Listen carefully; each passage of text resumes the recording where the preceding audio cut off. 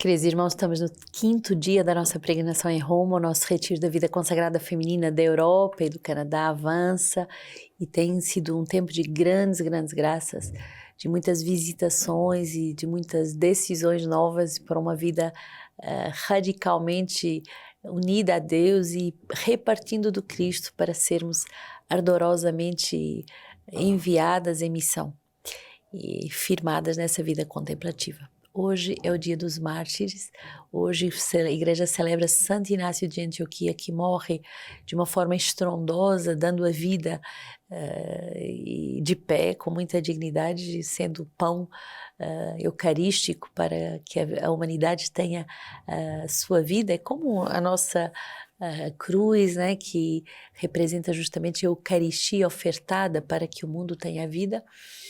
É um dos primeiros santos mártires que Dom Alberto nos deu à comunidade, dizendo: eis o modelo do homem, aquele que é degolado pelas feras, e é isso que nós devemos aceitar, ser triturado pelas calúnias, ser triturado pelas dificuldades, para que nos tornarmos pão eucarístico. A minha vida é a vida que eu darei para a vida do mundo.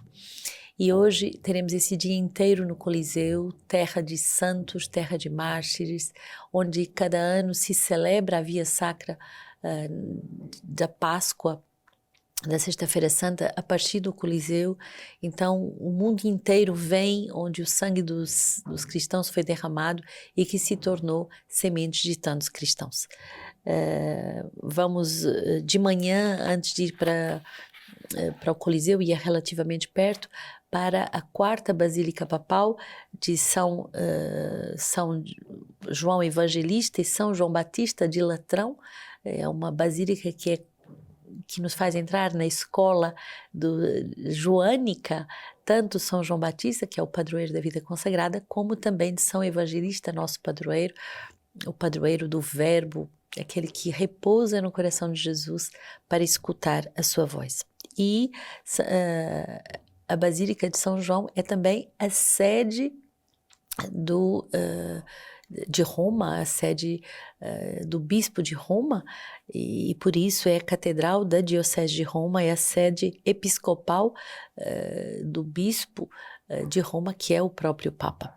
É a mais antiga e mais importante entre as 5 basílicas papais do mundo e está entre as 4 basílicas maiores de Roma, sendo a mais antiga da Igreja do Ocidente, também conhecida por abrigar a Cátedra de Pedro. Ela tem o título de Igreja Mãe Ecumênica entre os católicos romanos, e hoje é o arcipreste Dom Ângelo de Donatis, que é o vigário-geral da Diocese de Roma. Foi ele justamente que nos acolheu e recebeu a carta de envio do cardeal Dom Arani, quando ele enviou as primeiras missionárias, e foi ele que nos acolheu com muita alegria num dia em que apresentou as relíquias do beato Carlos Acutis. Então depois vamos nos deslocar para o Coliseu para viver esse tempo meditando na oferenda das vidas que vão até o fim. O Coliseu era conhecido como um anfiteatro flaviano, é oval e está no centro da cidade de Roma.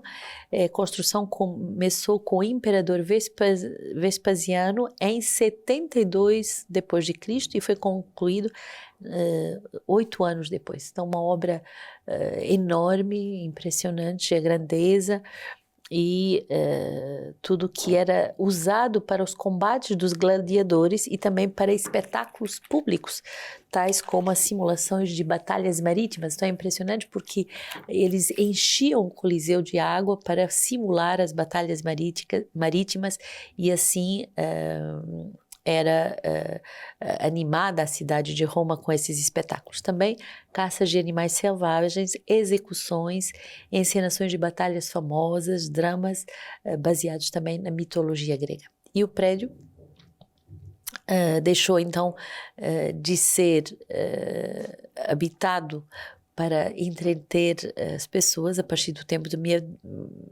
medieval e tornou-se um santuário cristão por causa dos centenas e centenas de cristãos que foram aí executados como um espetáculo para aquela população. Hoje meditamos, e é tão bonito começarmos nesse dia esse grande capítulo do amor à igreja, justamente lá onde os mártires deram seu sangue, o número 333. Nestas páginas que se seguem do livro de vida, escolhemos, sem nos limitarmos a isso, apresentar as citações e testemunhos de homens da igreja que nos ajudam a viver este amor à igreja, tal como a comunidade deseja vivê-lo. A partir deles, lembramos-nos dos elementos essenciais e constitutivos da igreja, que mesmo se nos forem ensinados, serão de bom proveito à nossa oração e meditação pela igreja e desenvolverá sempre mais na comunidade um bom senso eclesial. Não separemos voluntariamente a igreja universal da igreja particular. Uma e outra se descobrem nestes textos e são inseparáveis no nosso amor por ela. Então, a primeira coisa é o grande capítulo que começa do amor à igreja. Amar a Deus sem amar a igreja não combina. Amar a Deus sem amar o Santo Padre, o Papa real que Deus nos dá para esse tempo, também não combina. Somos chamados a amar a igreja na sua divindade, mas também na sua humanidade. E por isso somos ensinados a meditar, a acolher tudo que a igreja nos dá, e, de verdade, a termos todos um bom senso eclesial. Isto é uma confiança na igreja, um a priori, uma visão positiva e saudável face à igreja e às suas instituições. Efésios 2, 1 a 10.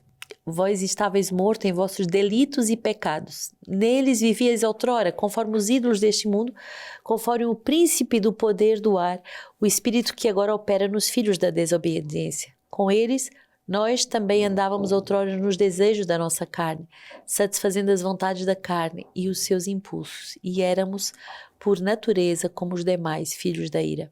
Mas Deus, que é rico em misericórdia, pelo grande amor com que nos amou, quando estávamos mortos nos nossos delitos, nos vivificou juntamente com Cristo.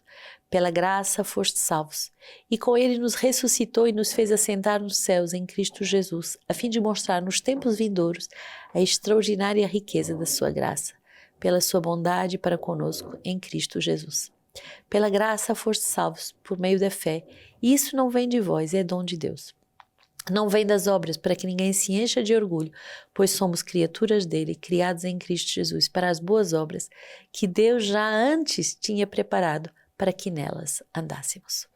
É bonito porque a igreja é essa construção de filhos que, em vez de serem filhos da ira, se tornam filhos da misericórdia. E filhos da misericórdia de um Deus que é rico em misericórdia. É uma das encíclicas do Papa João Paulo II, Divis in Misericordia, rico em misericórdia. E que com o seu grande amor nos amou quando ainda estávamos mortos nos nossos delitos.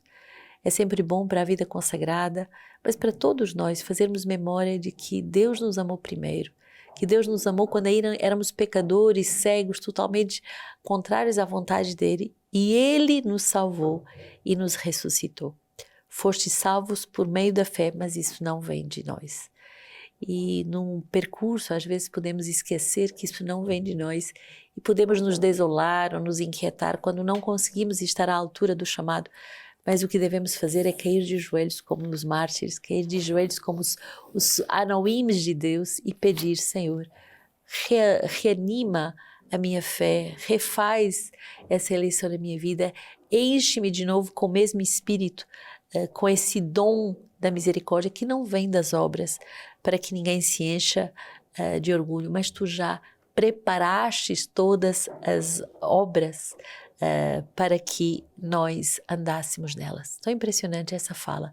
Deus já preparou tudo de antemão para que nós apenas tivéssemos que percorrer a nossa vocação. Tudo está pronto. Agora é você de dar o primeiro passo, de correr, de aceitar se deixar conduzir pela mão de um Pai que nos ama. Salmo 99. Aclamai ao Senhor terra inteira, servi ao Senhor com alegria, ide a Ele com gritos jubilosos. Sabei que só o Senhor é Deus, Ele nos fez, a Ele pertencemos, somos o seu povo, o rebanho do seu pasto. Entrai por suas portas, dando graças, com cantos de louvor pelos seus átrios. Celebrai-o, bendizei o seu nome. Sim, porque o Senhor é bom, o seu amor é para sempre, a sua verdade de geração é geração. Somos essas ovelhas do seu pasto, somos chamados a ser ovelhas e ao mesmo tempo a nos tornarmos pastorinhos do seu coração, pastorinhas do seu coração, almas esposas, mas também almas que cuidam das outras ovelhas, almas que dão a vida por causa de um rebanho, almas que dão a vida e que não podem retirar o dom da sua vida porque tem tantas ovelhas do bom Deus que precisam de ser cuidadas. Termos consciência dessa eleição de Deus que nos compromete, que nos torna responsáveis com os outros, que dá sentido à doação e também aos sacrifícios, e também todos os sofrimentos que podemos passar por causa da evangelização, nos torna felizes. Lucas 12, alguém da multidão lhe disse: Mestre, diz ao meu irmão que reparta comigo a herança. E ele respondeu: Homem, quem me estabeleceu juiz ou árbitro da vossa partilha? Depois lhes disse: Precavei-vos cuidadosamente de qualquer cupidez, pois mesmo na abundância a vida do homem não é assegurada por seus bens. E contou-lhes uma parábola. A terra de um rico produziu muito. Ele então refletia: que hei de fazer? Não tenho onde guardar a minha colheita. Depois pensou: eis o que vou fazer. Vou demolir meus celeiros, construir maiores, e lá hei de recolher todo o meu trigo e os meus bens. E direi à minha alma: tem uma quantidade de bens em reserva para muitos anos. Repousa, come, bebe, regala-te. Mas Deus lhe diz: insensato, mesmo nessa noite ser-te-á reclamada a alma. E as coisas que acumulaste, de quem serão?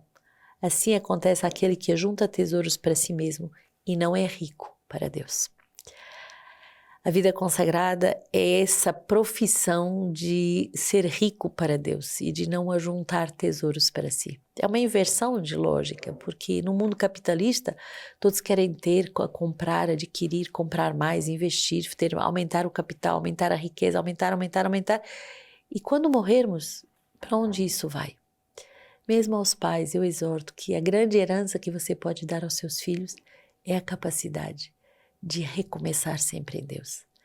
Eu sou muito grata ao meu avô Luiz, que sempre me contou, e eu gostava tanto de escutar as histórias quando era criança, as histórias de todos os desafios que ele teve que enfrentar na sua vida, e uma coisa que me marcou profundamente: recomeçar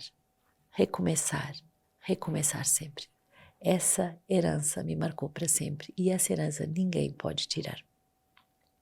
Hoje, Santo Inácio de Antioquia, celebramos esse grande homem com uma fé ardente, com uma doação completa e um amor singular por Cristo. Ele é sucessor de Pedro em Antioquia, da Síria, e desde a infância vai conviver com as primeiras gerações de cristãos. Então, muito importante estarmos no Coliseu hoje, nesse dia em que ele dá a vida justamente nesse lugar, e de podermos nos unir a todos as primeiras gerações de cristãos. Como o bispo foi muito amado em Antioquia e no Oriente por toda a santidade que brilhava, tanto devido à sua liderança na religião cristã, quanto também durante o Império de Trajano, por volta do ano 107, chamado Teóforo. Tão bonito esse nome. Teóforo, portador de Deus. Inácio, ao ser transportado para Roma, sabia que os cristãos de influência da corte imperial poderiam impedi-lo de alcançar Cristo pelo martírio. Por isso, dentre tantas as cartas que ele escreveu à comunidade cristã, a finalidade era justamente edificá-las, e ele escreveu de modo muito particular, dizendo assim: eu vos suplico, não mostreis comigo uma caridade inoportuna. Permitei-me que eu seja pasto das feras, pelas quais me será possível alcançar Deus. Sou trigo de Deus e quero ser moído pelos dentes dos leões, a fim de ser apresentado como pão puro a Cristo. Escutai, antes as feras, para que se convertam em meu sepulcro e não me deixem rastro no meu corpo. Então serei verdadeiro discípulo de Cristo. Nessa mesma carta, há uma preciosa afirmação sobre a presença de Cristo na Eucaristia. Não encontro mais prazer no alimento corruptível, nem nos gozos desta vida. O que desejo é o pão de Deus, este pão que é carne de Cristo, e por bebida quero o seu sangue, que é o amor incorruptível. Santo Inácio escreveu 7 cartas. A Epístola a Policarpo de Esmirna, a Epístola aos Efésios, a Epístola aos Esmirniotas, a Epístola aos Filadelfos, a Epístola aos Magnésios, a Epístola aos Romanos e a Epístola aos Tralianos. E no ano 107, Santo Inácio foi de fato atirado às feras no Coliseu em Roma e hoje intercede para que tenhamos a mesma têmpera dos mártires e que possamos nos doar até o fim por amor. Que Santo Inácio nos dê a coragem de não trairmos Jesus e a coragem de pormos a Eucaristia acima de tudo e de todos. Numa das suas cartas, século I, Santo Inácio vai dizer assim: nem as delícias do mundo, nem os reinos terrestres são vantagem para mim. Mais me aproveita morrer em Cristo Jesus do que imperar até os confins da terra. Procuro a Ele que morreu por nós. Quero a Ele que foi por nossa causa ressuscitou. Meu nascimento está iminente. Perdoai-me, irmãos, não me impeçais de viver. Não desejais que eu morra? Eu, que tanto desejo ser de Deus. Não me entregueis ao mundo, nem me fascineis com o que é material. Deixai-me contemplar a luz pura. Quando lá chegar, serei homem. Concedei-me ser imitador da paixão do meu Deus. Se alguém o possui no coração, entenderá o que eu quero e terá compaixão de mim, sabendo quais os meus impedimentos. O príncipe deste mundo deseja arrebatar-me, corromper meu amor para com meu Deus. Nenhum de vós aí presente o ajude. Ponde-vos do meu lado, ou melhor, do lado de Deus.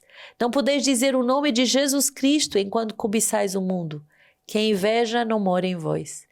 Mesmo que eu, em pessoa, vos rogue, não me acrediteis. Crede antes que vos escrevo, desejando morrer. Meu amor está crucificado. A matéria não me inflama, porque uma água viva e murmurante dentro de mim me diz em segredo: vem para o Pai. Não sinto prazer com o alimento corruptível, nem com os prazeres deste mundo. Quero o pão de Deus, a carne de Jesus Cristo, que nasceu na linhagem de Davi, e quero a bebida do seu sangue, que é caridade incorruptível. Não quero mais viver segundo os homens, isso acontecerá se vós quiserdes. Rogo-vos que o quereis para alcançar também vós a misericórdia. Com poucas palavras dirijo-me a vós, acreditai em mim. Jesus Cristo vos manifestará que digo a verdade. Ele, a boca verdadeira pela qual o Pai verdadeiramente falou. Pedi vós por mim, para que o consiga. Não por motivos carnais, mas segundo a vontade de Deus, vos escrevi. Se for martirizado, vós me quisestes bem. Se rejeitado, vós me odiastes. Esta palavra, o diácono Jorge me disse no início da minha vida consagrada. Eu ainda não tinha hábito e ela me marcou profundamente. Há uma fonte dentro de nós, de cada uma de nós, que nos sussurra: vem para o Pai.